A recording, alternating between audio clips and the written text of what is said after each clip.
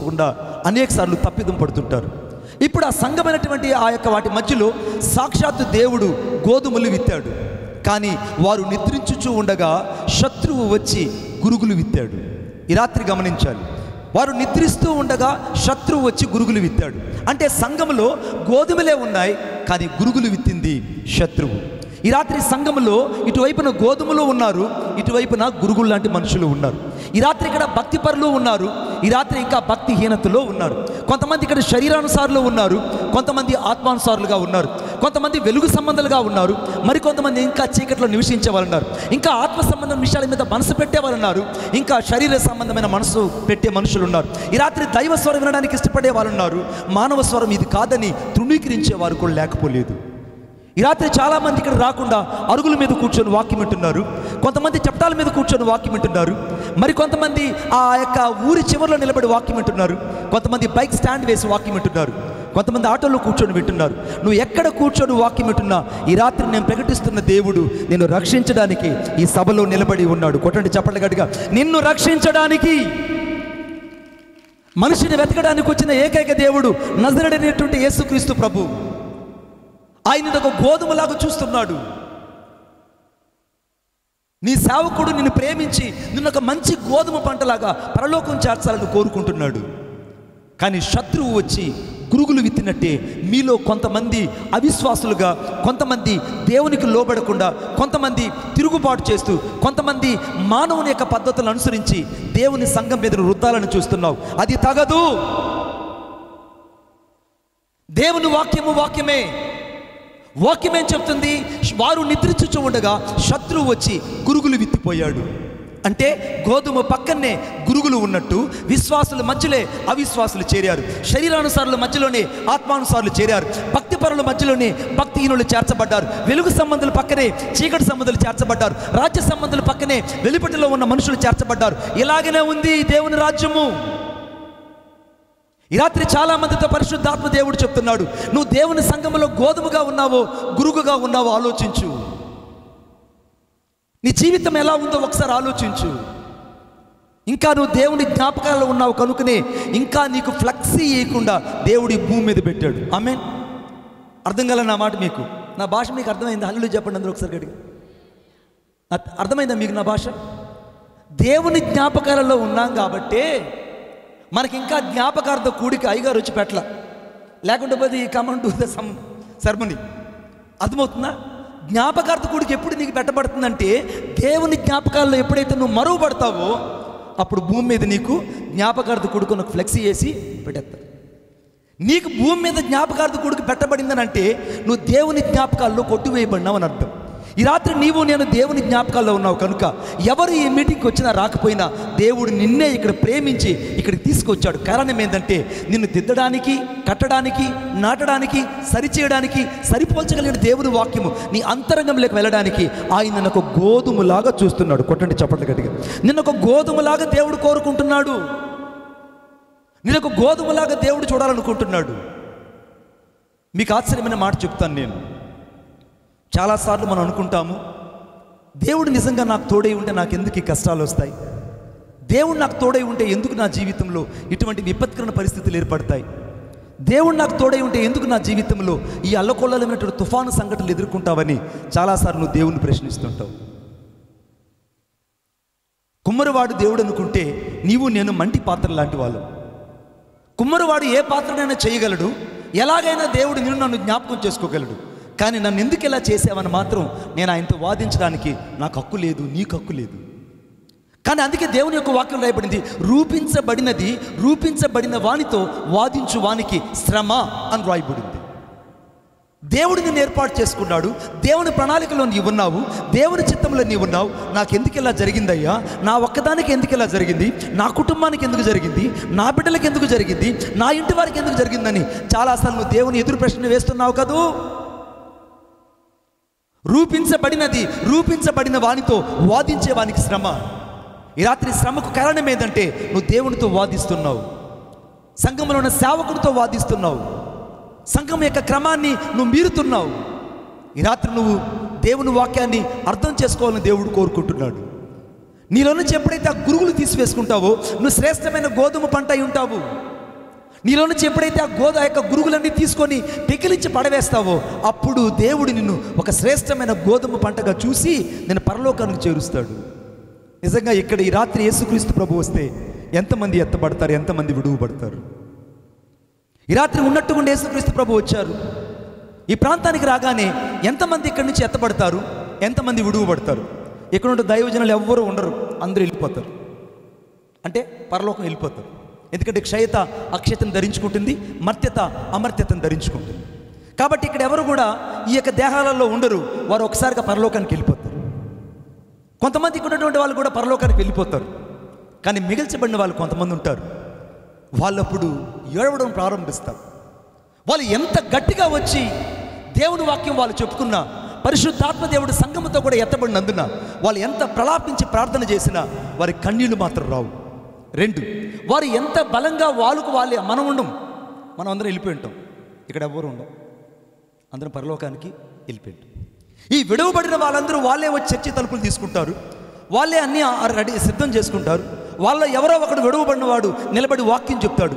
ఎంత వాక్యం చెప్పినా వారి హృదయాలకు తాకదు, వారి హృదయాలలో కన్నీరు రావు. కారణం ఏంటంటే పరిశుద్ధాత్మ దేవుడు పశ్చాత్తాపమైనటువంటి హృదయాన్ని మనుషుల మధ్యలో తీసేసి ఉంటాడు కనుక ఇంకెవరికి పశ్చాత్తాపం కలగదు. మనుషులు కన్నీళ్ళు రావు, పశ్చాత్తాపడరు, పాపములు అనగా ఒప్పింపబడ్డానికి పరిశుద్ధాత్మ చేత ప్రేరేపించబడరు. అంటే విడవబడిన వాళ్ళ పరిస్థితి ఎంత ఘోరంగా ఉంటుందంటే అంత ఘోరంగా ఉంటుంది. ఈ రాత్రి ఆ దుర్గతి నీకు నాకు రాకూడదని దేవుడు నన్ను ప్రేమించి ఒక గోధుమ పంటలాగా ఉండాలని కోరుకుంటున్నాడు. నాకు చాలా ఇష్టమైన మాట, ఆ మాట చదవండి దయచేసి నాతో పాటు. అనగా నాతో పాటు చూడండి దయచేసి మార్కు సువార్త 4వ అధ్యాయము 29వ వచనం. మార్కు సువార్త 4వ అధ్యాయం 29వ వచనం. పంట పండినప్పుడు కోతకాలము వచ్చిందని సేద్యగాడు వెంటనే కొడవలు పెట్టి కోయినని చెప్పెను. ఈ మాట నోట్ చేసుకోండి. సేద్యగాడు కొడవలు పెట్టి కోయినని మీతో చెప్పుచున్నాను. ఇప్పుడు ఈ పంట పండింది, మనుషుల యొక్క పాపం పెట్టరేగిపోయింది, మనుషులు దేవుని వాక్యం చేత ఎంతగా సంధించబడుతున్నా కొంతమంది ఇంకా హృదయాన్ని యేసుక్రీస్తు ప్రభుకి ఇవ్వట్లేదు. మనలో ఉన్న కొంతమంది ఇంకా బాప్తిసాన్ని వాయిదా వేసుకుంటున్నారు, కొంతమంది రక్షణను నిర్లక్ష్యం చేసుకుంటున్నారు, మరి కొంతమంది యేసుక్రీస్తు ప్రభుకు హృదయం ఇవ్వకుండా ఇంకా కఠినపరచబడుతున్నారు. అందుకే దేవుని వాక్యం చెప్తుంది మార్కు సువార్త 4వ అధ్యాయం 29వ వచనంలో, నీ వాడి అయిన కొడవలు పెట్టి కొయ్యి, పంట పండింది, పంట పండింది, అయిపోయింది వీళ్ళ పని. ఈ లోకం పరిస్థితి అంతం కాబోతుంది, ఈ లోకానికి ముగింపు కాలం వచ్చింది. ఇప్పుడు మనుషుడు చూస్తున్నట్టు ఈ లోకం ఇక ఉండదు. అకాలపు అంజూరపు కాయలు ఏ రీతికైతే రాలుతాయో ఆ రీతిగా నక్షత్రాలని జలని భూమి మీదకు రాలే సమయం ఆసన్నమైంది. సూర్యుడు చీకటి కాబోతున్నాడు, చంద్రుడు రక్తవర్ణంగా మార్చబడబోతున్నాడు, పంచభూతాలు మికుటమైన వేండ్రముతో లయము కాబోతున్నాయి. ఇప్పటికే యుద్ధాలు, కరువులు, కాటకాలు ఈ ప్రపంచమంతా అలుముకున్నాయి. కారణం ఏంటో తెలుసా? యుగ సమాప్తికి సూచనలు జరుగుతున్నాయి. కొట్టు చప్పటి గట్టిగా. సంఘం ఎత్తబడ్డానికి సూచనలు జరుగుతున్నాయి. సంఘమా, నువ్వు ఎంతగా నువ్వు సేవకుని మాటకు లోబడితే, ఎంతగా నువ్వు సంఘానికి లోబడితే, ఎంతగా నువ్వు దేవుని యొక్క మాటకు లోబడితే అంతగా నీకు ఆశీర్వాదం కలుగుతుంది. ఈ రాత్రి దేవుని మాటకు లోబడే వాళ్ళు ఎంతమంది? దేవుని చిత్తానికి లోబడే వాళ్ళు ఎంతమంది? అందుకే వాక్యంలో రాయబడింది, దావీదు కీర్తన 29:5వ వచనం రాయబడింది, యెహోవా స్వరము లెబనోను అరణ్యాన్ని కదిలించును, యెహోవా స్వరము కదేషును కదిలించును, యెహోవా స్వరము దేవదారి వృక్షములను ఫెల్లమని విరిచిందని రాయబడింది. ఈ రాత్రి దేవుని స్వరానికి భయపడే మనుషులు ఎంతమంది? ఇక్కడ దేవుని స్వరానికి భయపడే వాళ్ళు కావాలి. నేను గమనిస్తుంటాను, నేను చాలా ప్రాంతాలకు వెళ్ళినప్పుడు ఆ పాస్టర్ గారు ఆ ఊర్లో వచ్చి ఎవరు వచ్చినా రాకపోయినా, మన ఊరు కాదు, నేను కొన్ని ఊర్లో చూసాను, ఆయనే వచ్చి ఆ యొక్క చర్చి తలుపులు తీసి 1-2-3 యవనస్తులు పెట్టుకొని వాళ్ళనే ప్రార్థన చేసి నడిపిస్తుంటాడు. వీళ్ళందరూ ఇళ్లల్లో పనులు చూసుకొని అన్నీ చేసి తర్వాత ఎప్పుడు లాస్ట్ ప్రేయర్ లేదా లాస్ట్ మధ్యలో ముగింపులో ఆఖరిలో చివరికి మన పరలోక ప్రార్థన చెప్తామే, అప్పుడు వస్తారు వీళ్ళు. నేను మరలా చెప్తున్నా, వాని క్రియల చొప్పున ప్రతి వానికి నేను సిద్ధపరిచిన జీతము నా యొద్ద ఉన్నది. నువ్వు సంఘంలోకి ఎప్పుడు వస్తున్నావో దేవుడు రికార్డ్ చేస్తున్నాడు, సంఘంలో నుంచి ఎప్పుడు బయట వెళ్తున్నావో దేవుడు రికార్డ్ చేస్తున్నాడు, సంఘానికి వచ్చినప్పుడు నీ భక్తి జీవితం ఎలా ఉందో దేవుడు రికార్డ్ చేస్తున్నాడు, నీ జీవితంలో ప్రతిదీ దేవుడు నమోదు చేస్తున్నాడు. అందుకే దేవుని యొక్క వాక్యం చెప్తుంది. దయచేసి నాతో పాటు చూడండి. ప్రసంగి గ్రంథం 5వ అధ్యాయం 2వ వచనం. ప్రసంగి గ్రంథం 5వ అధ్యాయం 2వ వచనం. ప్రసంగి గ్రంథం 5వ అధ్యాయం 2వ వచనం. మీరు దేవుని సన్నిధిని అనాలోచనగా పలుకుటకు నీ హృదయమును త్వరపడనీయక నీ హృదయాన్ని త్వరపడనీయక నీ నోటిని కాచుకొనుము. దేవుడు ఆకాశమందున్నాడు, నీవు భూమి మీద ఉన్నావు. కావున నీ మాటలు కొద్దిగా ఉండాలి. విస్తారమైన పనిపాటుల వలన చాలు బిడ్డ, నీ మాటలు కొద్దిగా ఉండాలి. దేవుడు ఆకాశం అందున్నాడు. దేవుడు తన సేవకుని ఎన్నుకొని నీ కొరకు దేవుడు సంఘంలో నుంచి మాట్లాడుతుంటే నువ్వు సంఘానికి లోబడవే. సంఘానికి లోబడినది దేవుని పంట కాదు. నీ కొడవలు పెట్టి కోయి, నీ కొడవలు పెట్టి రాత్రి కోసేవాడిని అంటే వీడు దేవుని చిత్తానికి లోబడడు, దేవుని స్వరానికి లోబడడు, సేవకుని మాటకు లోబడడు. ఈ పంట ఇప్పుడు గోధుమ పంట కాస్త గురుగు పంటగా మారిపోయినట్టే ఉంది చాలా జీవితాలలో. అందుకే నీ వాడి అయిన కొడవలు పెట్టి ఆ పంటను కొయ్యి అని దేవుని వాక్యం చెప్తుంది. ఇప్పుడు సాక్షాత్ ఈ రాత్రి నువ్వు దేవునికి లోబడిన పంటవైతే, నువ్వు ఒకవేళ గురుగే అయితే, ఈ రాత్రి నీ దేవుడు తన వాడి అయిన కొడవలు పెట్టి కోస్తే నీ పరిస్థితి ఏంటి? నువ్వు ఎక్కడికి వెళ్తావు? నువ్వు రక్షించబడి మారు మనసు పొంది సంఘంలో సాక్ష్యం లేకుండా జీవిస్తూ ఒకవేళ చనిపోతే నీ వెళ్ళేది నిత్య నరకాగ్నికి. అక్కడ అగ్ని అరదు, పురుగు చావదు, ఏడ్పు, కన్నీళ్లు, రోదన ఉంటుంది. నాకు కూడా యేసుక్రీస్తు ప్రభు వారు తెలియనప్పుడు మేము నిద్ర లేచిన వెంటనే ఆ శ్లోకాన్ని చెప్పుకునేవాళ్ళం. ఆ తిరుపతి శ్రీకాళహస్తిలో శ్రీ అంటే సాలిపురుగు, కాల అంటే సర్పము, హస్తి అంటే ఏనుగు. అంటే దక్షిణ కాశీలో పుట్టారని ఎంతగా నేను అతిశయించేవాడిని. దక్షిణ కాశీలో నేను పుట్టాను. భారతదేశంలో 2 కాశీలు ఉన్నాయి. ఒకటి ఉత్తర కాశీ, రెండవది దక్షిణ కాశీ. దక్షిణ కాశీలో పుట్టానని ఎంతగా నేను సంతోషించేవాడిని. ఎందుకంటే మేము అజ్ఞాన తిమిరాంధకారంలో ఉన్నప్పుడు సత్యమేదో మార్గమేదో నాకు తెలిసేది కాదు. మేము ఎన్నుకున్నదే సత్యం అనుకున్నాం. 3 కోట్ల మంది నాతో ఉన్నారని ఎంతగానో సంతోషించేవాడిని. వాళ్ళు నేను పేర్లు చెప్పాలంటే లిస్ట్ ఒకటి చాలు. ఇక్కడ వాళ్ళ పేర్లు చెప్పాలంటే లిస్ట్ ఒకటి చాలు. అంత గొప్ప మనుషులు వాళ్ళు. 3 కోట్ల మంది ఉన్నారు. ఇప్పుడు ఈ 3 కోట్ల మంది నాతో పాటు ఉన్నారని ఎంతగానో నేను గర్వించేవాడిని. నిద్ర లేచిన వెంటనే ప్రాతకాలం 4 గంటలకు లేచి మిక్కిలి వైరాగ్యం కలిగి ఆ యొక్క స్వర్ణముఖి నదిలో నిలబడి మహుళోతంత నిలబడి ఆ శ్లోకాన్ని చెప్పుకునేవాడిని. అంబస్య నారే భువన్నస్య నకస్య నహావృష్టి నహోతో నహీయాన్ సర్వేశ్వరం సర్వశః ఏషం సర్వేషం ఏషం సర్వస్య యశోంతర్యామేషాయేని. ఈ శ్లోకాన్ని ఎవరైతే 1000 సార్లు చెప్తారో వారు మోక్షానికి వెళ్తారనే ప్రతీకత ఉంది. నేను 1000 సార్లు ఈ సహస్రనామం చెప్పినప్పుడు మోక్షానికి వెళ్తారని ఎంతో సంతోషించేవాడిని. కానీ నా జీవితంలో ఏదో తెలియని వెళుతుండేది, తెలియని అసమాధానం ఏదో నన్ను వెంబడించేది, ఏదో తెలియని లోటు నా జీవితంలో ఉండేది. నా జీవితం అంతా చీకటిగా ఉండేది. నా జీవితం అంతా వెలుగులో ఉన్న నేను చీకటిలో ఉన్నట్టే నాలో నేను భ్రమపడుతూ ఉండేవాడిని. ఒకానొక రోజు మీరు చూస్తున్నట్టు కాదు, పక్షవాతం వచ్చి కాలు చేపడిపోయింది. ఆ రకరకాల శక్తులు, రకరకాల ఆ విభూతులు, రకరకాల తాయితులు నా శరీరం అంతా తాండవించేటివి. ఎటు చూసిన తాయితులే, ఎటు చూసిన రక్షరేఖలే.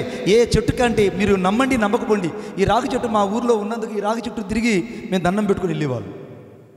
బిలీవ్ ఆర్ నాట్, ఇది మాకు ఎంతో ఫేమస్ కలిగిన చెట్టు. ఈ చెట్టు చుట్టూ దారాలు చుట్టుకొని అక్కడ ఒక పుట్టు ఉంటే చాలు, అక్కడ దండం పెట్టుకొని అక్కడ సాక్షాత్ దేవుడు ఉన్నాడని మేము పూజించి వెళ్ళేవాళ్ళు. ఇటువంటి అజ్ఞాన తిమిరాంధకారం ఉన్నప్పుడు నాకు పక్షవాతం వచ్చి కాళ్ళు చేపడిపోయింది. ఇప్పుడు నువ్వు చూస్తున్నట్టు కాదు బిడ్డ, పక్షవాతపు రోగినయ్యి నడి వీధులు అవిటివాడినయ్యి నేను ఇలాగ నడుచుకుంటూ తిరిగాను. నన్ను చూసిన వాళ్ళందరూ పక్షవాతం రోగి నన్ను ఎగతాళి చేశారు. నన్ను చూసిన వాళ్ళందరూ అవిటివాడు అన్నారు. నన్ను చూసిన వాళ్ళందరూ కురూపు అన్నారు. కాళ్ళు చేయి పడిపోయింది, నోరు ఒక పక్కకి వెళ్ళిపోయింది, కంటి చూపు మందగించిపోయింది, అవిటితనం అయిపోయింది. అంతకంటే ఎక్కువగా నా జీవితంలో పిచ్చితనం ఎక్కువైపోయి విచ్చలవిడిగా నేను ఎటుపడితట్టు వెళ్ళిపోయేవాడిని. ఎంత దూరం నడుచుకుంటూ వెళ్ళిపోయేవాడిని అంటే అంత దూరం నడుచుకుంటూ వెళ్ళిపోయేవాడిని. మతి చెల్లించిపోయిన నేను, పిచ్చివాడిని అయిపోయిన నేను ఆ రకరకాల శక్తుల చేత పీడించబడుతూ ఆ శుద్ర శక్తులన్నీ నా శరీరాన్ని ఎంతో చింద్రవందనం చేశాయి.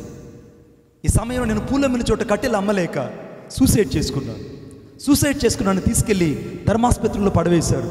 డాక్టర్లు అన్నారు ఈ కుర్రోడికి బతకడు, ఎందుకంటే అసలే పైపెచ్చు అనారోగ్యంతో పాటు సూసైడ్ చేసుకున్నాడు, కాబట్టి ఈ కుర్రవాడికి బ్రతకడం అసాధ్యం అని చెప్పి నన్ను తీసుకెళ్ళి పోస్ట్ మార్టం రూమ్ పక్కనే పడవేశారు.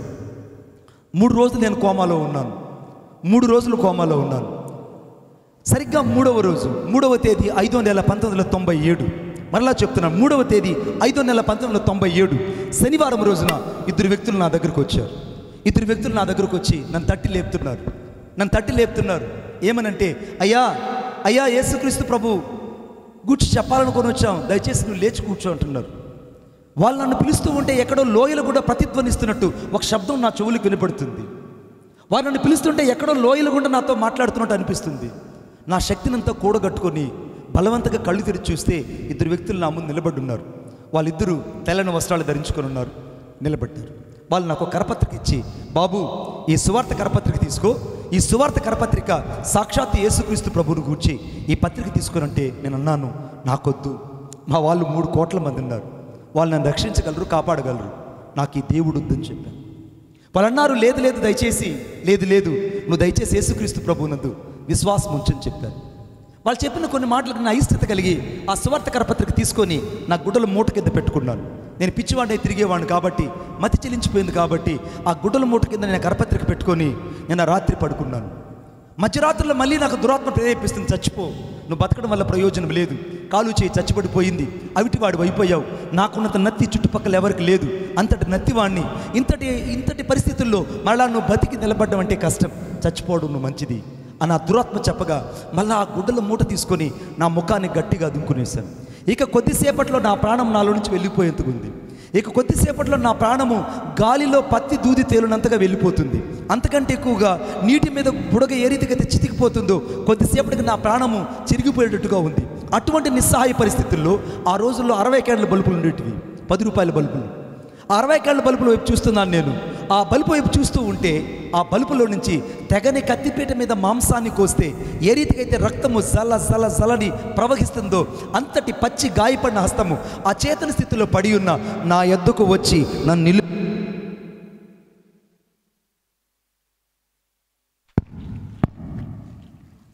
ఆ హస్తము నన్ను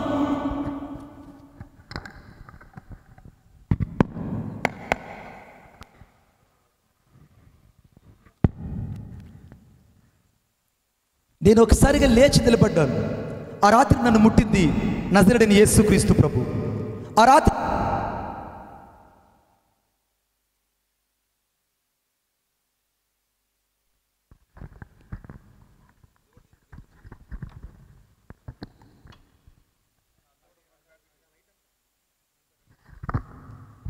సరే ఆ రాత్రి యేసుక్రీస్తు ప్రభు నన్ను ముట్టి స్వస్థపరిచాడు. నేను లేచి నిలబడ్డాను. నన్ను తాకింది ఆ రాత్రి యేసుక్రీస్తు ప్రభు. కొట్టండి చప్పట్లు వేసే గట్టిగా. నేను యేసుక్రీస్తు ప్రభువుని ఆ యొక్క రాత్రి ఆ యొక్క వెలుగులో నుంచి ఆయన హస్తాన్ని చూడగానే ఆయన హస్తం నన్ను ముట్టి స్వస్థపరిచింది. నేను మొదటిసారి వెళ్ళిన చర్చి ఏంటో తెలుసా? నా తల్లి సంఘం లూథరన్ సంఘానికి వెళ్ళాను. కొట్టో చప్పట్లు గట్టిగా. I respected all the pastors to hear. On those days I went to the first time to the Lutheran church. నేను వెళ్ళింది మొదట లూథరన్ సంఘానికి వెళ్ళాను. అక్కడికి వెళ్ళిన తర్వాత వెళ్ళి కూర్చున్నాను. అప్పటికే కొంచెం నడకొచ్చింది, మాట్లాడడానికి శక్తి కొంచెం కూడుకట్టుకున్నాను. కొంచెం కాలు చేయి మెల్లమెల్లగా పనిచేస్తుంది. నేను వెళ్ళి ఆ చర్చి ముందు కూర్చున్నాను. చర్చి ముందు కూర్చుంటే ఆ పాస్టర్ గారు నా దగ్గరకు వచ్చి, ఆయన పేరు రవీంద్ర బాబు గారు, ఇప్పుడు ఆయన తిరుపతిలో ఉన్నాడు, రిటైర్ అయిపోయారు. ఆయన దేవునికి స్తోత్రం కలుగునుగాక. ఆయన ఆ రోజున వాక్యం చెప్తున్నారు. ఆ పాస్టర్ గారు చెప్తున్నటువంటి ఆ వాక్యం మొదటిసారి నేను లూథరన్ సంఘంలో నేను విశ్వాసిగా కూర్చున్నాను. ఎందుకు ఈ రాత్రి చెప్తున్నాను తెలుసా? నీ తల్లి సంఘము నీకు క్షేమమును కలుగు చేసే సంఘం. కొట్టు చప్పట్లు గట్టిగా. నీ సంఘము నీకు క్షేమాన్ని కలుగు చేస్తుంది. నీ సంఘములను ఎంత విధేయత చూడగలిగితే అంతగా నువ్వు ఆశీర్వదించబడతావు. ఈ రాత్రి తల్లి సంఘాన్ని విడిచిపెట్టి చాలామంది సంఘాలకు చెదిరిపోతుంటారు. కొంతమంది ఇంట్లో ఉన్న తల్లిదండ్రులు వదిలిపెట్టి వేరే వాళ్ళ అమ్మా నాన్న పిలుస్తుంటారు. ఇది తగదు, ఇది క్షేమం కాదు.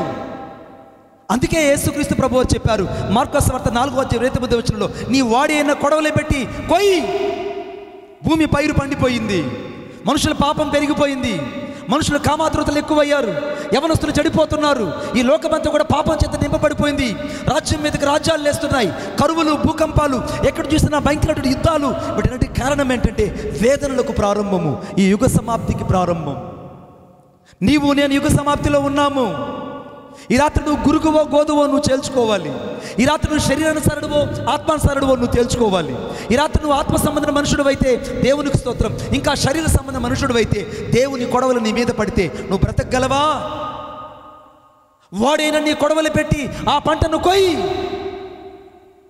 ఈ రాత్రి నువ్వు ఇంకా మారు మనసు పొందకపోతే, ఈ రాత్రి యేసుక్రీస్తు ప్రభుకి నీ మనసు ఇవ్వకపోతే, ఈ రాత్రి యేసుక్రీస్తు ప్రభుకి సంపూర్ణంగా రాకపోతే, దేవుని కొడవలు నీ మీద పడితే నువ్వు వెళ్ళేది నిత్య నరకాగ్నికి. అందుకే వాక్యం చెప్తుంది, యెషయా గ్రంథం 5వ అధ్యాయం 14వ వచనం రాయబడింది, అందుచేతనే పాతాళము అపరిమితంగా నోరు తెరిచిపెట్టుకునింది, అందులో గనులు సామాన్యులు ఘోష చేయవారు హర్షించేవారు అందులో పడిపోతున్న రాయబడింది.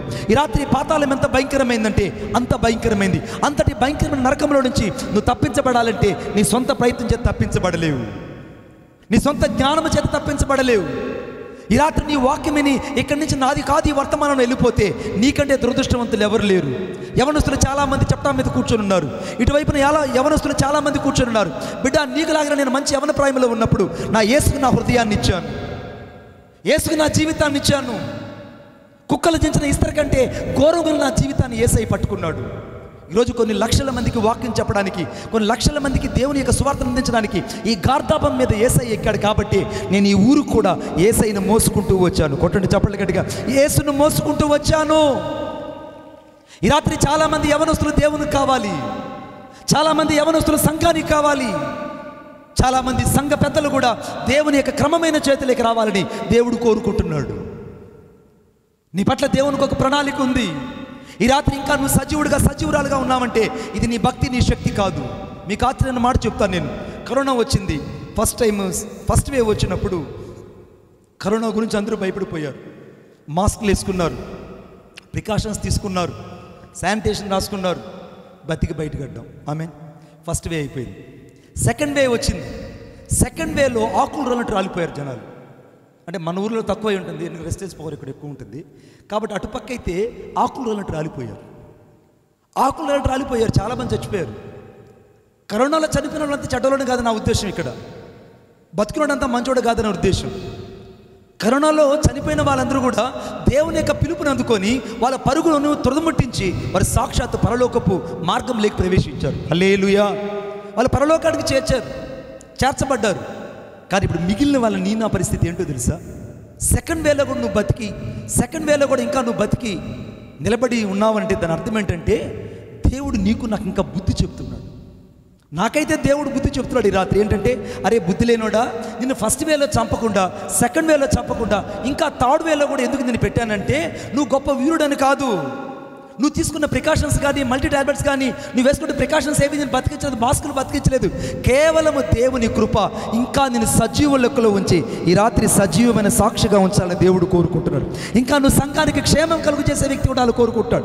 ఇంకా నువ్వు సేవకునికి లోబడే వ్యక్తి ఉండాలని కోరుకుంటున్నాడు. ఇంకా నువ్వు దేవుని మాటకు, దేవుని చిత్తానికి సంపూర్తిగా అప్పగించబడే వ్యక్తి ఉండాలని దేవుడు కోరుకుంటున్నాడు. ఈ వాడి అయిన కొడవలి ఎవరి మీద పడుతుందంటే గురుగుల మీద పడుతుంది. ఈ వాడి అయిన కొడవలి ఎవరి పడుతుందంటే శరీరానుసారుల మీద పడుతుంది. ఈ వాడైన కొడవలు ఎవరి మీద పడుతుందంటే ఇంకా దేవుని వాక్యానికి లోబడిన వారి మీద పడుతుంది. ఈ రాత్రి సంపూర్తిగా నువ్వు యేసుకు హృదయం ఇవ్వగలవా? మనం ఎప్పుడైనా పొలాల్లోకి వెళ్తే ఆ పొలాలలో చాట ఒకటి ఉంటుంది. చాట అంటే పెద్ద తూర్పాన పడ్డ, అంతేనా? తూర్పాన అంటాం మనం, ఏమంటాం అన్న? చాట. ఆ చాట తూర్పాన పడ్డానికి ఆ రైతు గాలి ఏ పక్క వీస్తుందో ఆ వైపున ఆ చాట ఇలా పట్టుకొని ఆ ధాన్యమంతా ఇలాగా జల్లిస్తుంటే ఆ చెత్త చెదారం తరకంతా దూరం వెళ్ళి అవతల పడిపోతుంది. ఉదాహరణకి ఇప్పుడు మన మధ్య ఉన్నటువంటి దైవజనులు రెవరెండ్ శేఖర్ బాబు గారు ఆయన చేతులు పట్టుకొని ఈ సంఘం అనే ధాన్యాన్నంతా తన చాటలో పోసుకొని తూర్పుర పడుతున్నాడు అనుకుందాం. గాలి వీస్తుంది, తూర్పుర పడుతున్నాడు. ఇప్పుడు తరకలన్నీ ఎక్కడ పడిపోతున్నాయి? అవతల పడిపోతున్నాయి. చెత్త చెదారం అవతల పడిపోతున్నాయి. గింజలు ఇక్కడ రాలుతున్నాయి. మిగిలినవన్నీ అప్పుడు దాకా నేను ధాన్యం అనుకున్నవి, అప్పుడు దాకా నేను గోధుమ అనుకున్నవి, అప్పుడు దాకా పాటలు పాడినవి, అప్పుడు దాకా విర్రవీగినవి, భక్తి జీవితంలో గొప్ప చేసుకున్నవన్నీ కూడా గాలికి తరకల వల్ల వెళ్ళి అవతల పడిపోయాయి. ఈ రాత్రి ఇదే పరిస్థితి ఉంటుంది రాకల్లో. జాగ్రత్త. నువ్వు ఆలోచించాలి. ఈ రాత్రి నువ్వు దేవుని చాటలోకి వెళ్తే నీ జీవితం సంపూర్తిగా దేవునికి అప్పగించబడిందా లేదన్నది నువ్వు ఆలోచించాలి. ఎప్పుడైనా వాడి అయిన కొడవలు పెట్టి ఆ పంటను కోసిన తర్వాత చేటతో ఏ రీతిగా అయితే ఆ తూర్పుర పడతాడో ఆ మిగిలిన గింజలన్నీ ఆ కళ్ళెమ్మ దగ్గరే పడతాయి. కొట్టడి చప్పట్లు గట్టిగా. మిగిలిన గింజలన్నీ కళ్ళెమ్మ దగ్గర పడతాయి. అంటే సంఘంలో ఉన్న విశ్వాసులు సంఘంలోనే ఉంటారు, వాళ్ళు సంఘమును విడిచిపెట్టి వెళ్ళరు. ఆమెను చెప్పండి గట్టిగా. సేవకుని విడిచిపెట్టి వెళ్ళరు. అర్థమవుతుందా? మీరందరూ ఈ యొక్క అందమైన మందిరాన్ని చూస్తున్నారు. నేను ఈ అందమైన మందిరం లోపల ఉన్న పునాదిని చూస్తున్నాను. ఎందుకంటే ఆ పునాది లోపల ఎన్నో కన్నీళ్లతో నింపబడిన హృదయాలు ప్రార్థన చేశాయి. కొట్టు చప్పట్లు గట్టిగా. ఎంతోమంది కన్నీటితో సమర్పించుకొని ఆ దేవునికి తాను అప్పగించుకొని సేవ చేసినందువల్ల దేవుడు ఇంత అందమైన మందిరాన్ని ఈ ప్రాంతంలో కట్టించాడు. నిజంగా రాత్రి దేవుడు నిన్ను ఈ మందిరంలో చేర్చాడంటే ఎంత గొప్ప వ్యక్తివి, ఎంత అదృష్టవంతుడివి. ఆలోచించి చూడు. అనుడైన నా జీవితాన్ని దేవుడు జ్ఞాపకం చేసుకున్నాడే, నీ జీవితాన్ని ఎందుకు జ్ఞాపకం చేసుకోడు? నాకు దేవుడు సువార్తను అందించి ఈరోజు కొన్ని వేల మందికి సువార్త అందించడానికి దేవుడు అక్కడ సాధనంగా మార్చుకున్నాడే, నిన్నెందుకు దేవుడు వాడుకోడు? ఆలోచించి చూడు. ఈ రాత్రి వాడి అయిన కొడవల చేతులు నువ్వు పడకూడదని దేవుడిని హెచ్చరిస్తున్నాడు. హల్లెలూయా, హల్లెలూయా. మీ మధ్యలోకి పాటల పుస్తకం తీసుకురాబడుతుంది. ఈ పాటల పుస్తకం 20 రూపాయలు మీ వద్దకు తీసుకొచ్చినప్పుడు దీన్ని ఖచ్చితంగా తీసుకోండి. నేను దీనిలో ఒక పాట పాడతా, 17వ పాట, 19వ పాట పాడతాను. అన్నా వచ్చారండి. 19వ పాట. ప్రసాద్ వెళ్ళి ప్రసాద్.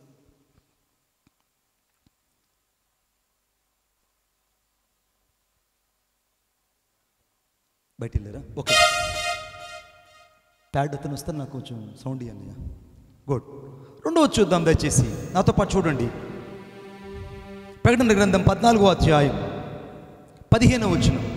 భూమి పైరు పండి ఉన్నది, కోతకాలం వచ్చి ఉన్నది, నీ కొడవలు పెట్టి కొయ్యమని గొప్ప స్వరముతో మేఘం మీద ఆసనైన వానితో చెప్పెను అని రాయబడి. అప్పుడైనా తన కొడవలి భూమి మీద వేయగా భూమి పైరు కోయబడును అని రాయబడి. ఈ రాత్రి దేవుని ఉద్దేశం, వాడి అయిన కొడవలు పెట్టి ఈ భూమి పైరును కోయబోతున్నాడు. పైరు అంటే సంఘం, సంఘంలో ఉన్న విశ్వాసం. నువ్వు శ్రేష్టమైన పంటగా ఉంటే దేవునికి మహిమ, నువ్వు కొట్టుకు చేర్చబడతావు, పరలోకానికి చేర్చబడతావు. ఒకవేళ నువ్వు గురుకుగా ఉంటే నువ్వు వెళ్ళేది నిత్య నరకాగ్నికి. అక్కడ అగ్ని ఆరదు, పురుగు చావదు, ఏడ్పు కన్నీళ్లు రోదున. కనుక దేవుడు తన వాడి అయిన కొడవలు పెట్టి నిన్ను కోయక ముందే ఈ రాత్రి సంపూర్ణంగా యేసుకి నీ హృదయాన్ని నుంచి రక్షించబడి మారు మనసు పొంది బాప్తిసం తీసుకొని ఇక్కడి నుంచి నువ్వు ఆనందంగా నీ ఇంటికి వెళ్ళాలి. కొట్టు చప్పట్లు గట్టిగా. నువ్వు ఆనందదాయకమైన జీవితాన్ని జీవించాలి, ఆనందదాయకమైన జీవితాన్ని జీవించాలని దేవుడు కోరుకుంటున్నాడు. దేవుడు అటువంటి ఆశీర్వాదములకి దేవుడిని తీసుకురావాలని కోరుకుంటున్నాడు. తమ్ముడు వచ్చాడు. గుడ్. 14వ అధ్యాయం 17వ వచనం అనగా 18వ వచనం చదువుదాం. మధ్య భాగంలో మరి యొక్క దూత బలిపీఠం నుండి వెడలి వచ్చును. చదువమ్మా. ఇతడు అగ్ని మీద అధికారం నొందినవాడు, ఇతడు వాడి అయిన కొడవలి కలిగిన వాడిని గొప్ప స్వరముతో పిలిచి భూమి మీద ఉన్న ద్రాక్ష పండ్లు పరిపక్వమైనవి వాడి అయిన నీ కొడవలి పెట్టి దాని గెలలు కోయమని చెప్పాడు. రెండవసారి దేవుడు, మొదటిసారి ఏమో భూమి పైరు పండింది, నీ వాడి అయిన కొడవలి పెట్టి ఆ పైరును కోయి శ్రేష్టమైన పంటను దేవుని రాజ్యంలోకి చేర్చు. దేవుని చిత్తానికి, దేవుని మాటకు లోబడిన గురువులన్నింటినీ కూర్చి అటు అగ్నిలో పడవేయమని చెప్పాడు. ఇది మొదటి భాగం. రెండవ భాగం, దేవుని చేతిలో ఇంకొక వాడి అయిన కొడవలి ఉన్నది. ఆ వాడి అయిన కొడవలి అనగా ఈ యొక్క 18వ వచనం మధ్య భాగంలో నేను చదువుతున్నాను చూడండి. భూమి మీద ఉన్న ద్రాక్ష పళ్ళు పరిపక్వమయ్యాయి అని రాయబడిందండి. భూమి మీద ఉన్న ద్రాక్ష పళ్ళు ఎందుకు పరిపక్వమయ్యాయి? ఇది నా ప్రశ్న. అసలు భూమి మీద ఈ ద్రాక్ష పళ్ళు ఎందుకున్నాయి? దావీదు కీర్తనలో ఒక అద్భుతమైన మాట ఉంది. నేను ఐగుప్తుల నుండి ఒక ద్రాక్షావళిని తెచ్చుకొని నేను నాటుకున్నాను. ఆ ద్రాక్షావళి శ్రేష్టముగా ఉండాలని, అది మంచి కాయలు నేను కోరుకున్నాను, కానీ అది పిచ్చి ద్రాక్షాలు కాసినని దేవుని యొక్క వాక్యం చెప్తుంది. నాకు చాలా ఇష్టమైన మాట. ఈ యొక్క దావీదు కీర్తనలో నేను అనగా శ్రేష్టమైనటువంటి ద్రాక్ష పళ్ళుగా, శ్రేష్టమైనటువంటి ద్రాక్ష తీగలుగా ఉండాలని దేవుడు నన్ను కోరుకుంటున్నాడు. కానీ అది నిక్కమైనటువంటి ద్రాక్ష ఫలించకుండా దేవునికి వ్యతిరేకంగా జీవించినట్టుగా చూస్తున్నాం. ఈ రాత్రి దేవుడు నిన్ను నన్ను ప్రేమించి ఐగుప్తులోంచి ఆ ద్రాక్ష తీగను తెచ్చి ఎలాగ నాటుకున్నాడో అలాగే దేవుడిని నాటుకున్నాడు సంఘంలో. కానీ ఐగుప్తు లాంటి లోకంలోంచి వచ్చిన నీవు, ఐగుప్తు లాంటి మనుషుల మధ్యలోంచి వచ్చిన నీవు నిజంగా దేవుని కొరకు సాక్షిగా ఉన్నావా? నేను ఒక రోజున ఒక ప్రాంతానికి సువార్తకి వెళ్ళాను. అది శ్రీకాకుళం జిల్లా. శ్రీకాకుళం జిల్లాలో సువార్తకి వెళ్తే ఆ సువార్తకి వెళ్ళడానికి తీసుకెళ్ళారు.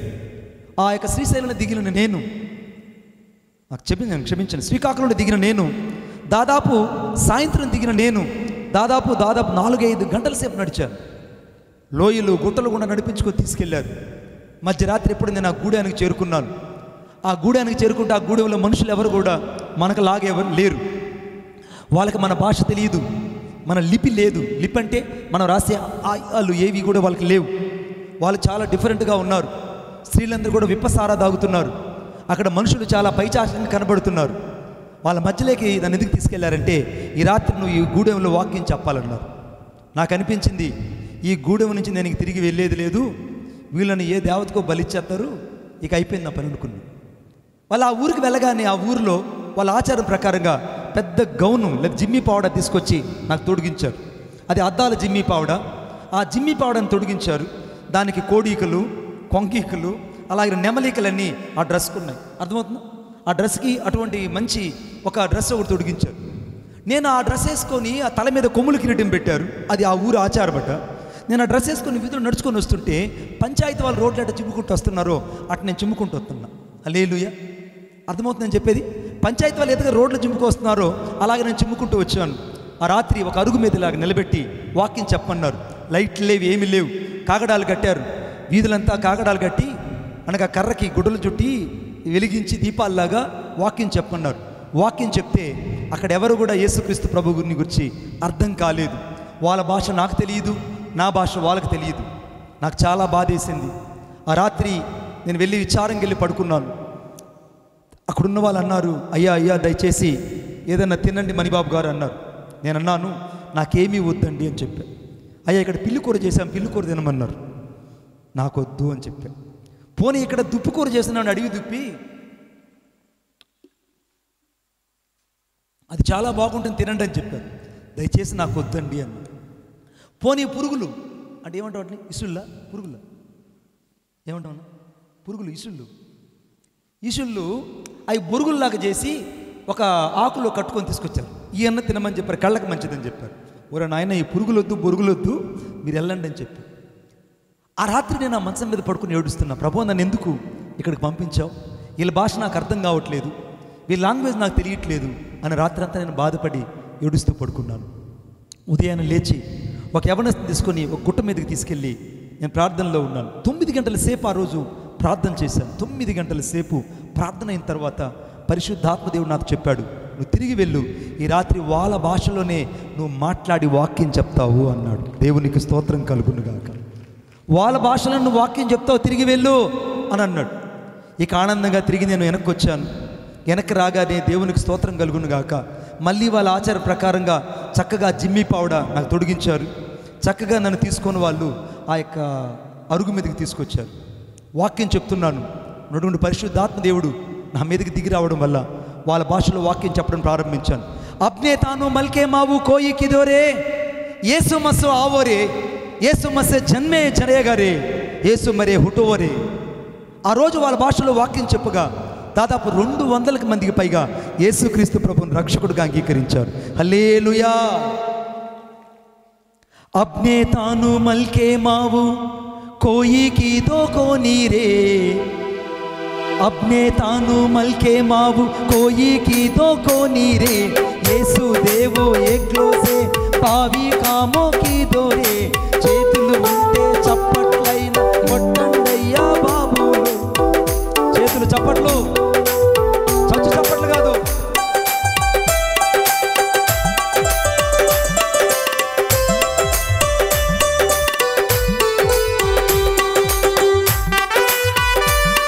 अपने तानु मल के मावु कोई किधरे येसु मसे आवो रे में झंडे झंडे रे.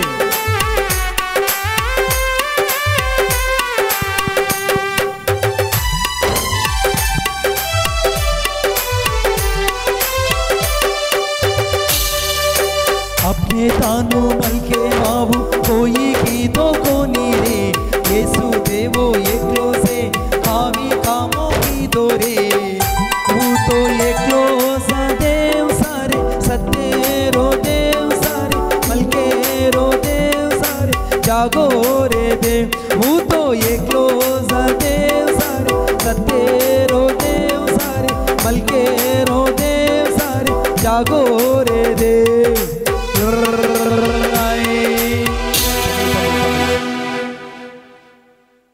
ఫోక్ స్టైల్ తీసుకోమ్మా. అది వాళ్ళ ఆచారం పాస్టర్ గారు, అటు అనుకుంటూ పోతే వాళ్ళు ఒప్పుకోరు. అనండి ఒకసారి గట్టిగా ఏంది అనరు ఇలా అమ్మ. నాకు తెలుగు தான் சொல்லுங்கம்மா, నాకు తమిళ్ தான் తెలియదు. I can speak that own English Telugu. పక్కన వెళ్తానండి మీరు ఇట్ట అన్నదానికి ఇట్ట గిరగబడి నవ్వుతున్నారే. ఆ జిమ్మి పావడ వేసుకొని నేను ఊపిరి ఆడకుండా ఆ నెమలీకులు కోడీకులు తెచ్చి నాకు తొడిగించి ఇంత పెద్ద కొమ్ములు కిరీటం తెచ్చి నా తల మీద పెడితే యేసు ప్రభు గురించి వాళ్ళకి సువార్త చెప్పమంటే తెలియని మనుషుల మధ్యలో సువార్త చెప్తుంటే ఆ రోజు నేను ఎంత ఆలోచించుండాలి ఆలోచించండి. పక్కన వెళ్తానండి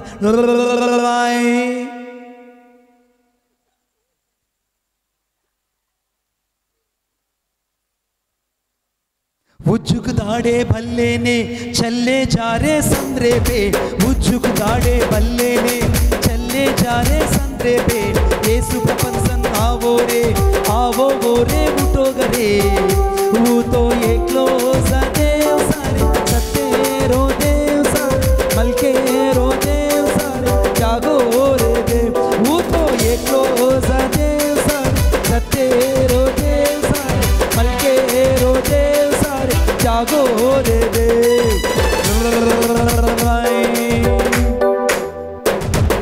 चपटो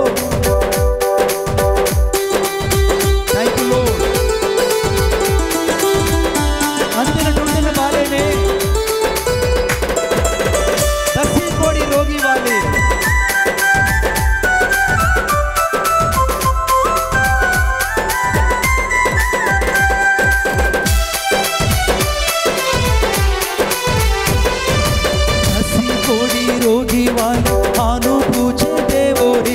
दसी कोड़ी रोगी वाले आनो पूछे देवो रे येसु हम रोगे ने चीपने अच्छो करे ने वो तो ये क्लोज देव सारे सत्ते रो देव सारे मलके रो देव सारे जागो रे देव वो तो ये क्लोज देव सारे सत्ते रो देव सारे मलके रो देव सारे जागो रे देव.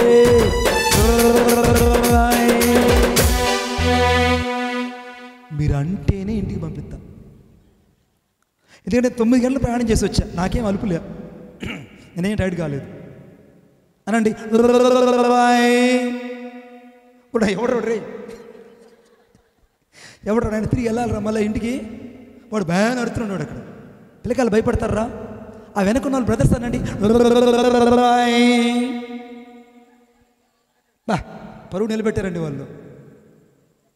उज्जुक दाड़े भल्ले ने चले जाए संदे पे उज्जुक दाड़े भल्ले ने चले जाए संदे पे येसु प्रपंसन आवो वो रे उठो गरे येसु प्रपंसन आवो वो रे उठो गरे वो तो ये क्लोज देव सारे सत्ते रो देव सारे मलके रो देव सारे जागो रे देव वो तो ये क्लोज देव सारे सत्ते रो देव सारे मलके रो देव सारे जागो रे देव.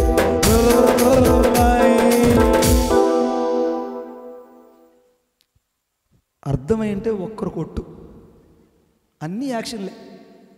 అర్థం కాకపోయినా చప్పట్లు కొట్టారు. చప్పట్లు కొట్టేసాను మైపరుదు, చప్పట్లు కొట్టేసాను మైపరుదు. నేను అడవిలో నుంచి బయట వచ్చి దాదాపు 200 మంది ఆ రోజు యేసు ప్రభు వారిని నమ్ముకున్నారు. ఇంటికి వచ్చిన తర్వాత, ఆంధ్ర వచ్చిన తర్వాత అప్పుడు నేను తెలుగులో రాసుకున్న పాట. ఇప్పటిదాకా లోకములో ఎవ్వరు చేయని కార్యాలు, ఇప్పటిదాకా లోకములో ఎవ్వరు చేయని కార్యాలు యేసు దేవుడొక్కడే మంచి పని చేశాడు. ఆయా అనే దేవుడు శక్తి గల దేవుడు, మహిమా గల దేవుడు, నా మంచి దేవుడు. ఆయా అనే దేవుడు శక్తి గల దేవుడు, మహిమా గల దేవుడు, నా మంచి దేవుడు.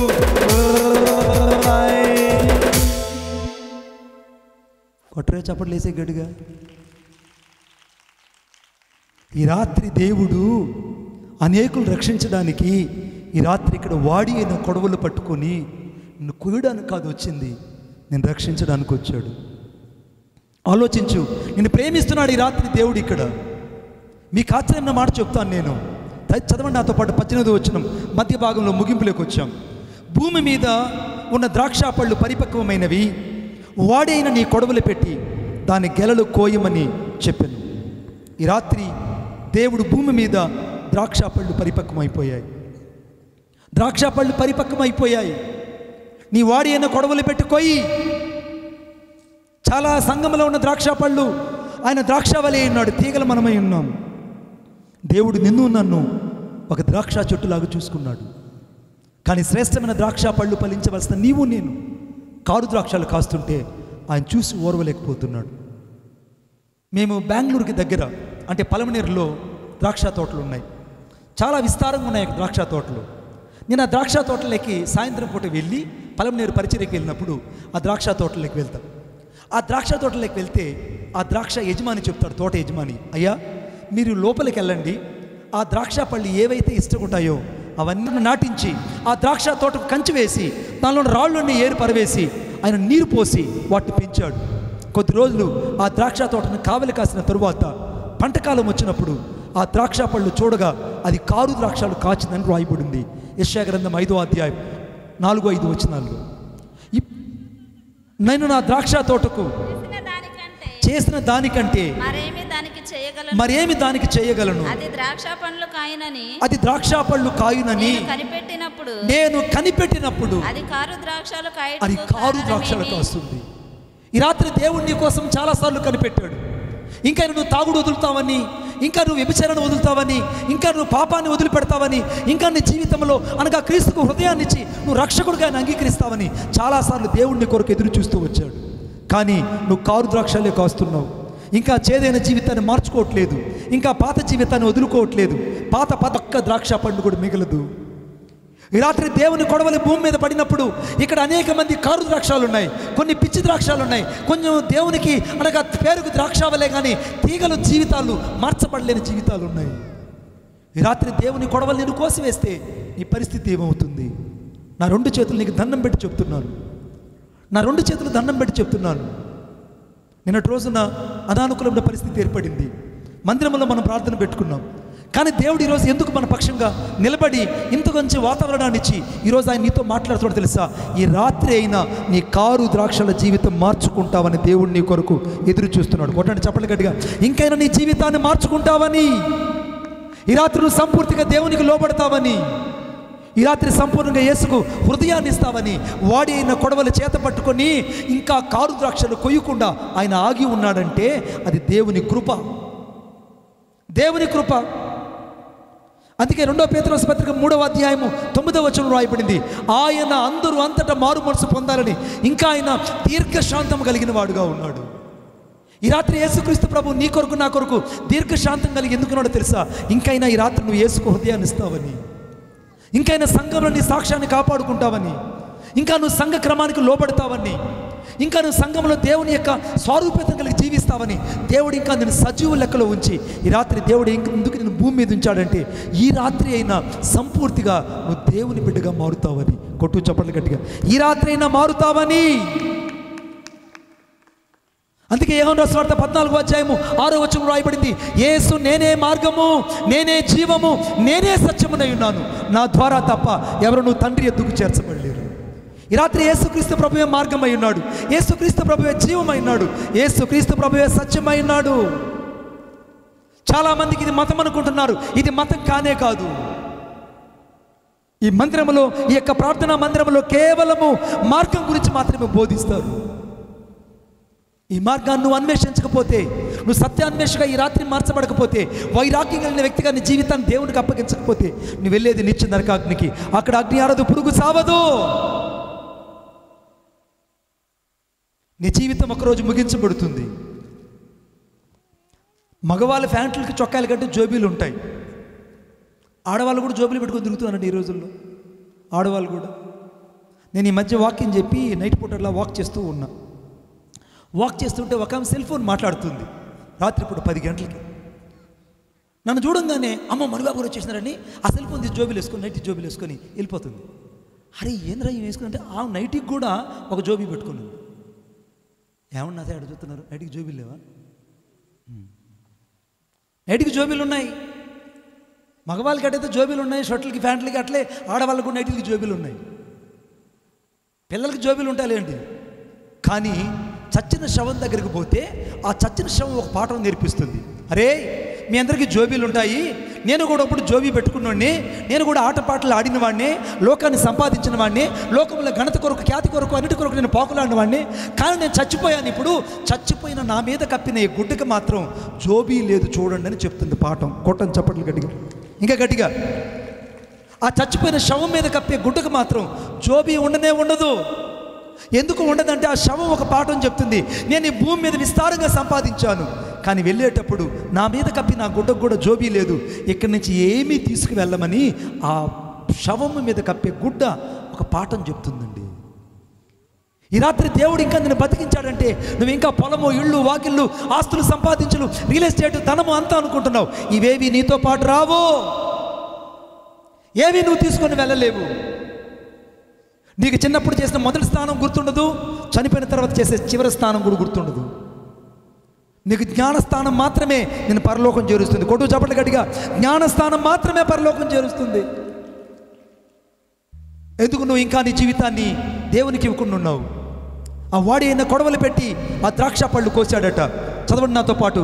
ఆ ద్రాక్ష పళ్ళు కోసి 20వ వచనం, ఆ ద్రాక్షల తొట్టి పట్టణపు వెలుపట త్రొక్కబడిను. కొంచెం బ్యాక్గ్రౌండ్ అయ్యానయ్య. ఆ ద్రాక్షల తొట్టి పట్టణముకు వెలుపట త్రొక్కబడింది. 100 కోసుల దూరము, 100 కోసుల దూరము, గుర్రముల కళ్ళెం మట్టుకు ద్రాక్ష తొట్టిలో నుండి రక్తము ప్రవహించును. బాగా గమనించండి. ద్రాక్ష పళ్ళన్నీ అనగా ఆ కారు ద్రాక్షాలన్నీ తీసుకొని ఆయన ఒక గానుగులో వేసి తొక్కెను అని రాయబడింది. అంటే యేసుక్రీస్తు ప్రభుని ఎరగని వారు, నాస్తికులు, విగ్రహారాధికులు, ఇంకా దేవునికి జీవితాన్ని ఇవ్వని వాళ్ళందరినీ దేవుడు తన వాడి అయిన కొడవలు పెట్టి వారిని కోసి ఆ ద్రాక్షల తొట్టులో వేశాడట. ఆ ద్రాక్ష తొట్టులో వేసి వారిని తొక్కడం ప్రారంభించాడు. నాతో పాటు చదవండి దయచేసి. యెషయా గ్రంథం 63వ అధ్యాయం 2వ వచనం.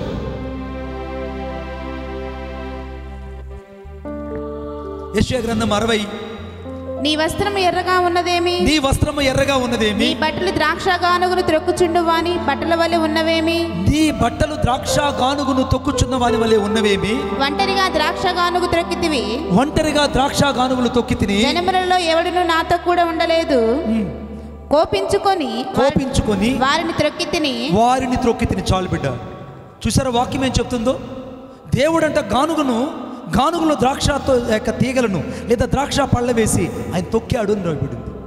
అంటే యెషయా గ్రంథం 63వ అధ్యాయం 2వ వచనంలో ఆయన దేవుని మాటకు, దేవుని వాక్యానికి లోబడదలని సకల ప్రజలను ఒకరోజు ఆయన ద్రాక్ష గానుగు తొట్టులో వేసి తొక్కే కాలం ఒకటి రాబోతుంది.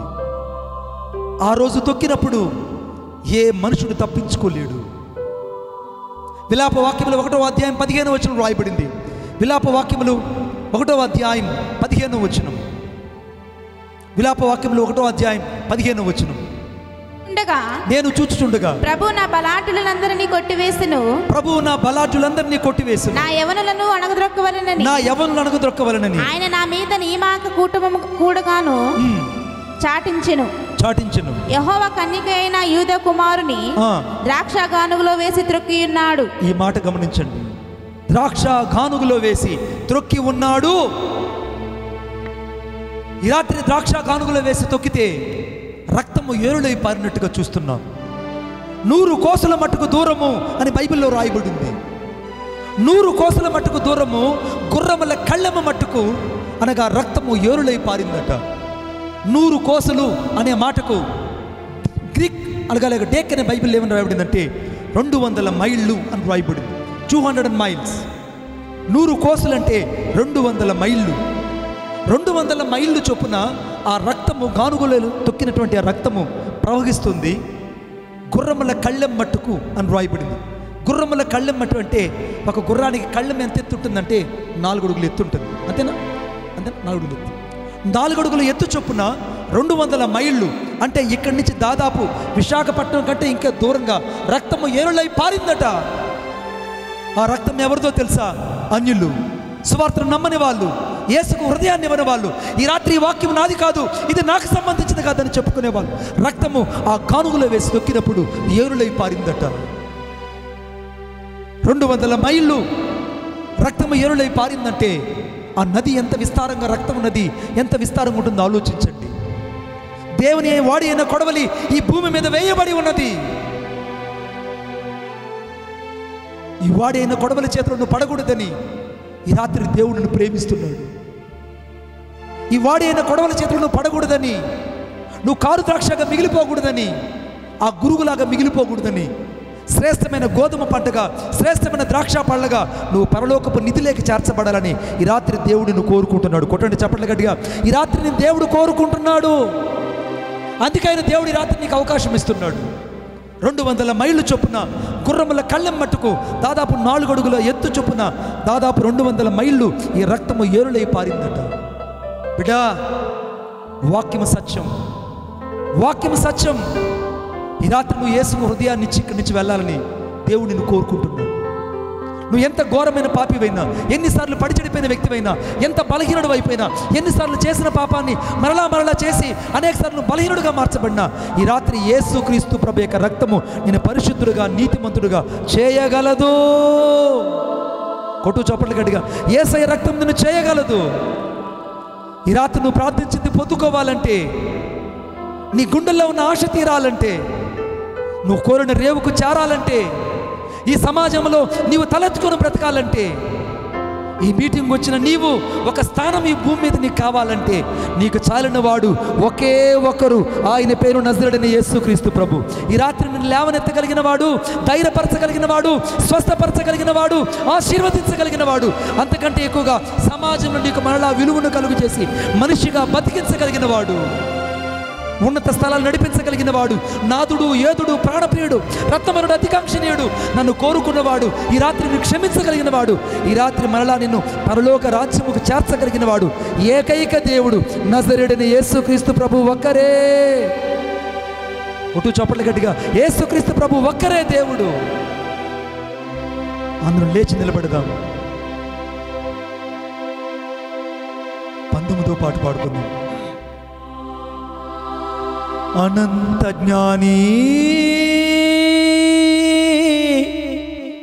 విశ్వానికి యజమాని, నా హృదయపు అభిమాని నీవే యేసయ్యా, యేసయ్యా, యేసయ్యా,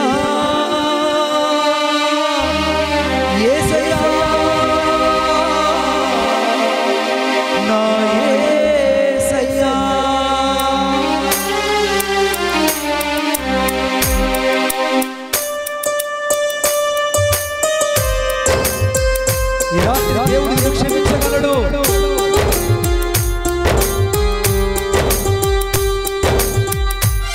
ఈ పాటలు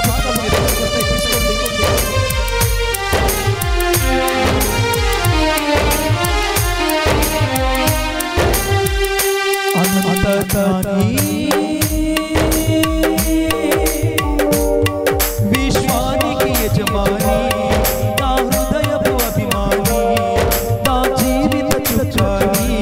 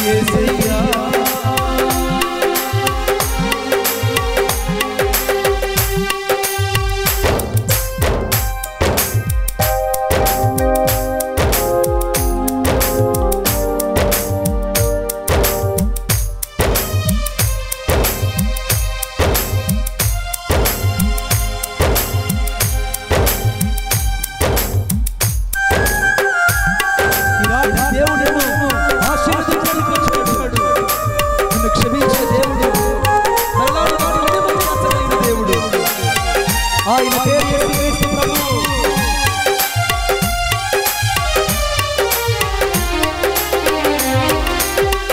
నా మంచి కోరేదేదో నీవే నాకు అనుగ్రహించు, నీవు తప్ప ఎవరు లేరిలా, నీవే కదా నా దిక్కు.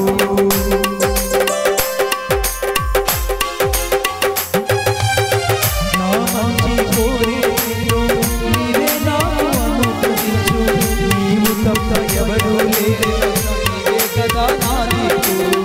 నరమాత్రుడనో ప్రభువా నశించి పోనేకయ్యా, నరమాత్రుడనో ప్రభువా నశించి పోనేకయ్యా, నా ఆశ నీవేనయ్యా, నీవు లేక నేనేనయ్యా, నా ఆశ నీవేనయ్యా, నీవు లేక నేనేనయ్యా.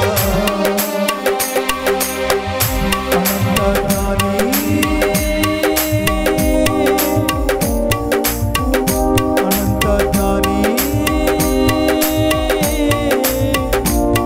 విశ్వానికి యజమాని, నా హృదయపు అభిమాని, నా జీవిత చుక్కాని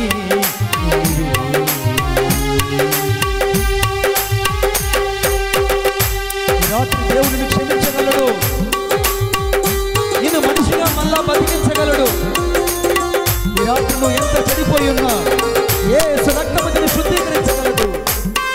నేను మనిషిగా నిలబెట్టగలిగిన దేవుడు, నీకు జీవితాన్ని ఇవ్వగలిగిన వాడు ఈ రాత్రి ఇక్కడ సంచరిస్తున్న యేసుక్రీస్తు ప్రభువు.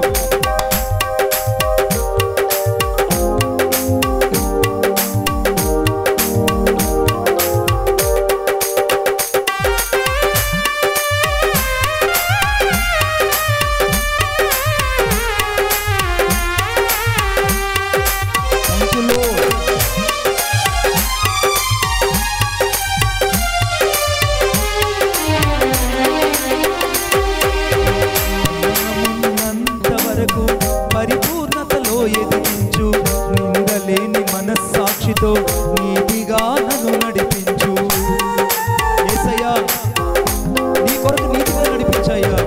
ప్రాణమున్నంత వరకు పరిపూర్ణతలో ఎదిగించు, నిందలేని మనస్సాక్షితో నీతిగా నన్ను నడిపించు. నీవు నన్ను గద్దించినచో నిన్నే నేను హత్తుకుంటా, నీవు నన్ను గద్దించినచో నిన్నే నేను హత్తుకుంటా. సాక్షిగా నీకై బ్రతికి సజీవయాగం నేనవుతా, సాక్షిగా నీకై బ్రతికి సజీవయాగం నేనవుతా.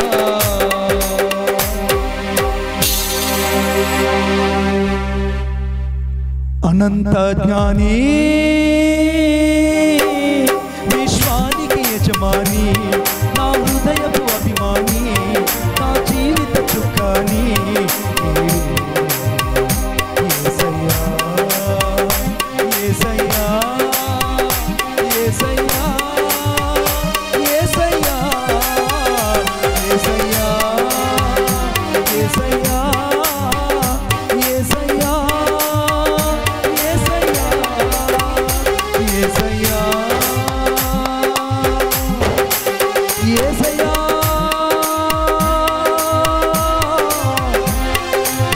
నా యేసయ్యా, నా యేసయ్యా. ఈ రాత్రి దేవుడు నిన్ను క్షమించడానికి ఇక్కడ నిలబడ్డాడు. నీ నవ్వుల జీవితాన్ని దేవుడు తిరిగి ఆశీర్వాదకరంగా చేయగలడు. ఎక్కడ పిల్లలు లేరని నువ్వు కొట్టుపోతులను పెంచుకున్నావో, ఎక్కడ నీ జీవితం అంతా చెదురుబదురైపోయిందో, అక్కడ దేవుడు మళ్ళా నిన్ను మనిషిగా నిలబెట్టగలడు, సంతతి కలిగిన ఇల్లాలుగా చేయగలడు. ఎన్ని ఎగ్జామ్స్ రాసినా, ఎన్ని ఇంటర్వ్యూలకు వెళ్ళినా ఫెయిల్ అవుతూ వచ్చిన నీకు ఈసారి రాయబోయే ఎగ్జామ్స్ లో దేవుడు నీకు విజయాన్ని ఇవ్వబోతున్నాడు. ఇప్పుడు దాకా నీ జీవితం అంతా అవమానాల మధ్యలో, నిందల మధ్యలో కొనసాగించబడింది. ఇప్పుడు దాకా అవమానాల మధ్యలో, నిందల మధ్యలో కొనసాగించబడింది. ఈ రాత్రి అవమానమైన జీవితాలను దేవుడు ఆశీర్వాదకరంగా చేయబోతున్నాడు. ఎక్కడ నువ్వు అవమానించబడ్డావో దేవుడు మరలా నిన్ను మనిషిగా నిలబెట్టబోతున్నాడు. యెహోషువ గ్రంథం 3వ అధ్యాయం 7వ వచనం రాయబడింది, నేడు వారి కన్నుల ఎదుట నిన్ను గొప్ప చేయ మొదలు పెట్టెదను. ఎవరి కన్నుల ఎదుటైతే నువ్వు అవమానించబడ్డావో, ఎవరి కన్నుల ఎదుటైతే నువ్వు త్రోయబడిన వ్యక్తిగా మార్చబడ్డావో, ఎవరి కన్నుల ఎదుటైతే నువ్వు అసహించబడ్డావో, వారి ఎదుట దేవుడు మరలా నిన్ను మనిషిగా నిలబెట్టగలడు. ఈ రాత్రి నోరు తెరిచి నాతో పాటు ఈ ప్రార్థన చెప్పండి. యేసయ్యా, నో, ఇంకా గట్టిగా యేసయ్యా. నో, ఆ చివరిలో ఉన్న యవనస్తులు, ఆ లాస్ట్లో చట్టం మీద కూర్చున్న యవనస్తులు, కుడివైపున ఎడమవైపున ఉన్నవాళ్ళు, కుడివైపున ఎడమవైపున ఉన్నవాళ్ళు, కుడివైపు ఎడమవైపు ఉన్నవాళ్ళు, యేసయ్యా ఈ రాత్రి నా ప్రతి పాపాన్ని నీ ఎదుట నేను ఒప్పుకొనుచున్నాను. నీ రక్తము చేత నన్ను కడిగి శుద్ధీకరించండి. నా హృదయములోనికి మిమ్ములను నా రక్షకుడుగా స్వీకరిస్తున్నాను. నా దేవుడుగా నిన్ను నేను అంగీకరిస్తున్నాను. ఈ రాత్రి నేను శ్రేష్టమైన పంటగా నీ రాజ్యము చేరడానికి నన్ను ఆశీర్వదించు. శ్రేష్టమైన ద్రాక్ష పళ్ళుగా నేనుండునట్లు నన్ను నా కుటుంబాన్ని ఆశీర్వదించండి. ఈ రాత్రి నా హృదయములోనికి మిమ్మల్ని స్వీకరిస్తున్నాను. యేసు నామములో ప్రార్థించుచున్నాను తండ్రి. ఆమేన్. ఎక్కడ మీకు అనారోగ్యం ఉందో అక్కడ మీ కుడి హస్తం ఉంచండి. ఎక్కడ మీకు అనారోగ్యం ఉందో అక్కడ మీ కుడి హస్తం ఉంచండి. ఎక్కడ మీకు అనారోగ్యం ఉందో, నీకు ఎంత మానసికమైన వ్యాధి ఉన్నా, ఎంత అనారోగ్యం ఉన్నా, ఈ రాత్రి దేవుడిని ముట్టి స్వస్థపరచబోతున్నాడు. ప్రేమగల మా తండ్రి, నీకు వందనాలు. ఈ రాత్రి ఎక్కడైతే నీ ప్రజలు తమ కుడి హస్తాన్ని ఉంచారో, ఈ రాత్రి నీ ప్రజలను ముట్టండి, స్వస్థపరచండి. ఒకప్పుడు పక్షవాతపు రోగం వచ్చి నడవలేని నేను ఇదే సంఘానికి వచ్చినప్పుడు, ఇదే నా తల్లి సంఘానికి వచ్చినప్పుడు నన్ను రక్షించావు, నా బ్రతుకును మార్చావు. నేను నీ రుణం తీర్చలేను ప్రభువా. ఈ రాత్రి నీ బిడ్డలు అనారోగ్యంతో ఇక్కడికి వచ్చారు. అనేక మంది వ్యాధిగ్రస్తులుగా ఉన్నారు. ఈ రాత్రి ప్రతి విధమైనటువంటి క్యాన్సర్ వ్యాధులు యేసు నామములో వెడలిపోవునుగాక. ఆమేన్. ప్రతి విధమైనటువంటి HIV వ్యాధులు యేసు క్రీస్తుని బిడ్డల నుంచి వెడలిపోవునుగాక. ఆమేన్. ప్రతి విధమైన థైరాయిడ్ వ్యాధులు యేసు క్రీస్తు నామములో బిడ్డల నుంచి వెడలిపోవునుగాక. ఆమేన్. ఈ రాత్రి సంపూర్ణమైన ఆరోగ్యము నీ బిడ్డలకు దయచేయబడునుగాక. ఆమేన్. స్పైనల్ కార్డులో వెన్నుముకలో ఉన్న ప్రతి వ్యాధి యేసు నామములో వెడలిపోవునుగాక. ఆమేన్. ప్రతి విధ ఆర్థరైటిస్ వ్యాధులు యేసు క్రీస్తు నామములో స్వస్థపరచబడునుగాక. ఆమేన్. యెషయా గ్రంథం 53:5 ప్రకారముగా, నిర్గమకాండం 15:26 ప్రకారముగా, మొదటి పేతురు రాసిన 2వ అధ్యాయం 24వ వచనం ప్రకారముగా, మత్తయి 8వ అధ్యాయం 17వ వచనం ప్రకారంగా సంపూర్ణమైన స్వస్థత నీ బిడ్డలకు కలుగునుగాక. ఆమేన్. ఈ రాత్రి నీ ప్రజలకు స్వస్థత, ఆరోగ్యము దయచేసినందుకు వందనాలు చెల్లిస్తున్నాను. అలాగనే ప్రభువా, మా ఈ లూథరన్ సంఘం కొరకు ప్రార్థన చేస్తున్నాను. ఈ డయాస్ మీద ఉన్న సేవకులందరి కోసం, ప్రతి పాస్టర్ గారి కొరకు ప్రార్థన చేస్తున్నాను.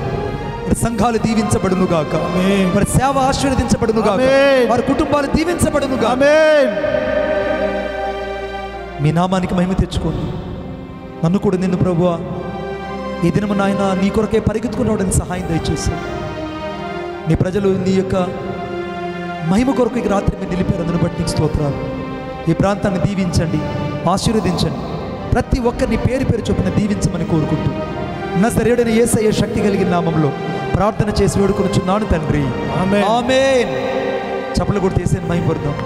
చప్పలు కొట్టి తీసేని మహింపడదాం. తండ్రి అయిన దేవుని గట్టిగా చప్పలు కొట్టి మహింపడదాం. మాకు కాదు యెహోవా, మాకు కాదు, మీకే మహిమ, ఘనత, ప్రభావం కలుగునుగాక.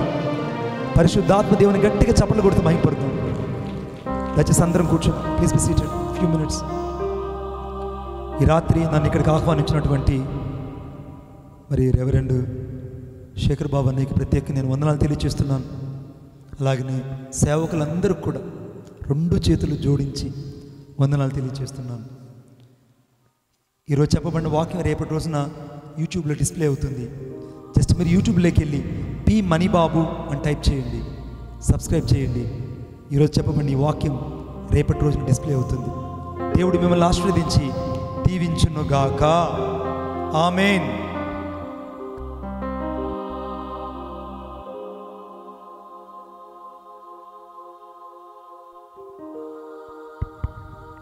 దేవుని నామానికి మహిమ కలుగునుగాక. ఆమేన్.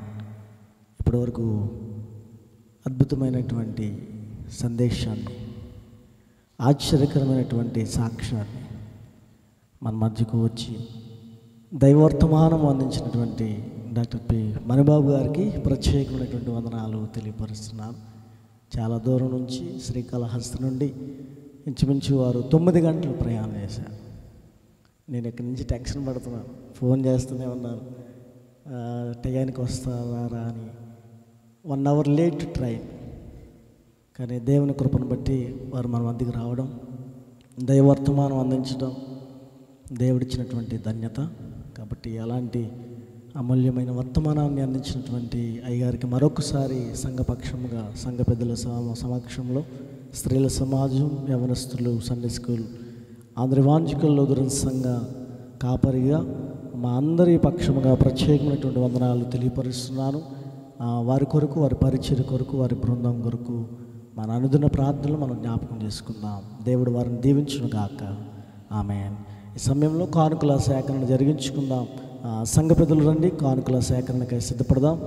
బ్రదర్ అనిల్ గారు వచ్చి ప్రత్యేకమైనటువంటి పాట పాడి వినిపిస్తూ ఉండగా కానుకల సేకరణ జరిగించుకుందాం. సంఘ పెద్దలు ముందుకు రావాల్సిందిగా ప్రభు పేరిట మనం చేస్తున్నాము. బ్రదర్ అనిల్ గారు ప్రత్యేకమైనటువంటి పాట పాడి వినిపిస్తారు. సంఘ పెద్దలు వచ్చి కానుకల సేకరణ జరిగించవలసిందిగా మనం చేస్తున్నాం.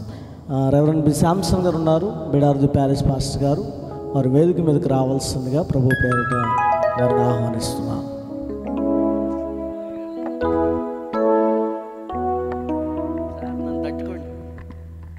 Praise the lord.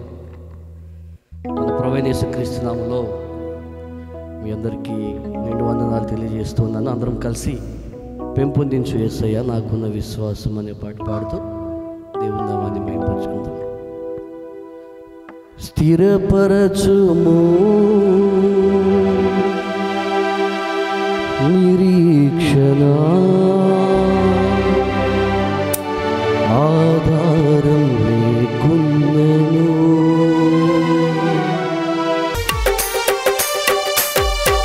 కనిపెట్టేవో నశించిన పగవారి హేళన శృతి మించిన,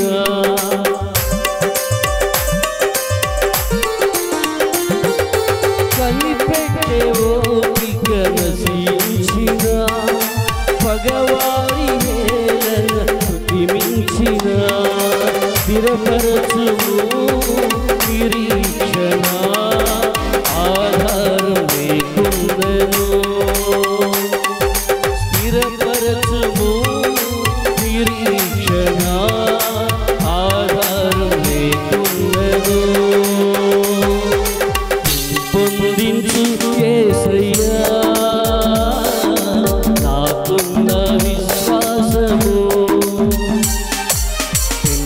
పొందించు యేసయ్యా నాకున్న విశ్వాసము, స్థిరపరచుము నిరీక్షణ ఆధారం లేకున్నను, స్థిరపరచుము నిరీక్షణ ఆధారం లేకున్నను,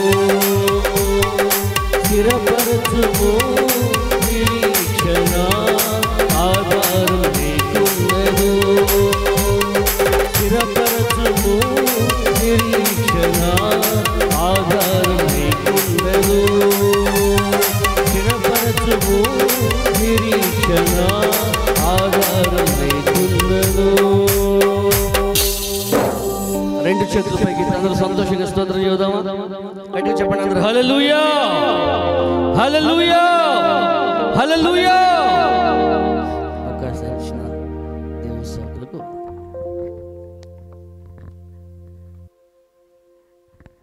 చక్కని కీర్తన పాడి వినిపించినటువంటి బ్రదర్ అనిల్ గారికి ప్రత్యేకమైనటువంటి వందనాలు తెలియపరుస్తున్నాం.